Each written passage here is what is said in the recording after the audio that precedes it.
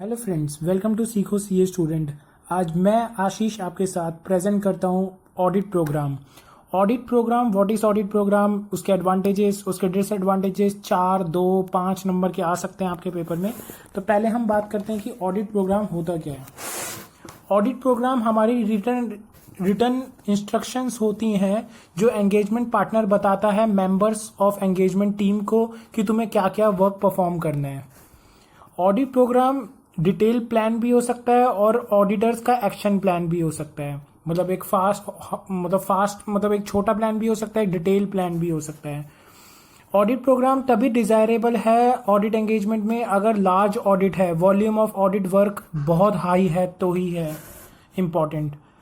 Every item of financial statement has a separate audit programme. हर financial statement के item के लिए एक अलग से ऑडिट प्रोग्राम होगा। फॉर एग्जांपल, आप ये नहीं कह सकते, जैसे मैंने कहा कि मैंने एक ऑडिट प्रोग्राम बनाया आप लोगों के लिए मैंने बनाया कि जो आप कैश चेक करोगे उसमें देखना कैश एक्सपेंस 10,000 से ज्यादा तो नहीं है। लेकिन क्या मैं इसके लिए सेल्स के लिए तो नहीं कह सकता ना। अगर मैं बोलूंगा अगर कैश ट्रांजेक्शन 10,000 से ज्यादा है तो वो डिसअलाउ हो जाती है। तो देखना 10,000 से ज्यादा तो नहीं है कैश, ठीक है। तो मैं सेल्स के लिए तो नहीं कह सकता ना ये चीज की 10,000 से ज्यादा सेल्स तो डिसअलाउ हो जाती है। तो दिस इज नॉट पॉसिबल।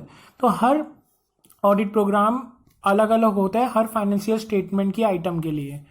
फिर बताते हैं कि ऑडिट प्रोग्राम पीरियोडिकली रिव्यू करना चाहिए एंगेजमेंट पार्टनर को। एंगेजमेंट पार्टनर रिव्यू करेगा पीरियोडिकली कि अगर कोई चेंजेस हो तो उसके लिए। उसके अलावा है एडवांटेजेस। एडवांटेजेस ये कहता है कि भैया ये एक रिटर्न इंस्ट्रक्शंस है कि क्या क्या काम करना है members of the engagement team को, एक क्लियर सेट प्रोवाइड करता है उसका। सेकंड है कि on the basis of audit programme accountability fix हो सकती है मेंबर की। मैंने ऑडिट प्रोग्राम बनाया, मैंने बोला कि भाई एक्सपेंस तू चेक करेगा, ये मेरे इनकम ये वाला आर्टिकल चेक करेगा, ये वाला ये चेक करेगा, तो उनकी अकाउंटेबिलिटी फिक्स हो गई। 3 दिन 4 दिन बाद मैं उनसे पूछ सकता हूँ कि भाई काम कहाँ तक पहुंचा, क्योंकि वो लोग अकाउंटेबल है ना उसके लिए। अकाउंटेबल का मतलब है जिसको जो काम दे रहा हूँ वो ही उसकी आंसर देगा, मतलब कि उसकी जिम्मेदारी है उसके प्रति। नंबर थर्ड है audit engagement can be perform systematically, efficiently and effectively. अगर ऑडिट प्रोग्राम होगा तो आपकी जो ऑडिट एंगेजमेंट है, मतलब पूरी की पूरी जो ऑडिट है वो बहुत ज्यादा सिस्टमेटिकली होगी, एफिशिएंटली होगी, इफेक्टिवली होगी। इसके बाद है on the basis of audit programme engagement partner जो है वो सुपरवाइज कर पाएगा, रिव्यू कर पाएगा और एक्सेस कर पाएगा work of the member of the engagement team as पर SA 220। On the basis of audit program, partner can manage total number of audit assignment in hand। जितने भी total number of audit assignment है हाथ में उनको manage कर पाएगा। क्योंकि अगर हमारा वेल प्रिपेयर्ड प्लान है तो मैंने मान लो 4 आर्टिकल्स को भेज दिया कि हाँ भाई ये प्लान लेके चले जाओ, इधर की ऑडिट करके आओ। अब वही जो प्लान है अगर कंपनी अगर सिमिलर सी है तो मैं सेम प्लान किसी और कंपनी के लिए बना सकता हूँ। तो हमारा जितने भी ऑडिट हमारे हाथ में है उसको बनाने में बहुत आसानी हो जाती है, उसको कंप्लीट करने में बहुत आसानी हो जाती है। नंबर 6 है audit programme act as a guide in the current engagement and on the future audit. भाई अभी जो करंट एंगेजमेंट में काम कर रहे हो उसमें तो हेल्प करेगा ऑडिट प्रोग्राम, फ्यूचर एंगेजमेंट में भी करेगा। वही प्लान दोबारा काम आएगा विद सम मॉडिफिकेशंस। एंड बल्कि पुराना प्लान भी कई बार काम आता है कि पुराने सालों में हमने क्या किया था। इसके अलावा audit programme serve as evidence if any charge of negligence is brought against the auditor. भाई अगर ऑडिटर के खिलाफ किसी ने कुछ बोल दिया, मैनेजमेंट या TCWG ने, कि भाई तुमने तो ये किया, तो हमारे ऑडिट प्रोग्राम हमारे पास एक एविडेंस की तरह होगा कि देखो हमारे ऑडिट प्रोग्राम में तो लिखा था कि कैश के बाद हम ये चेक करेंगे और ऐसे चेक करेंगे, लेकिन अब हमने और वो चेक भी किया और उसके हमारे पास ये डिटेल्स है। तो एक बार ऑडिट एविडेंस हमें मिल जाता है।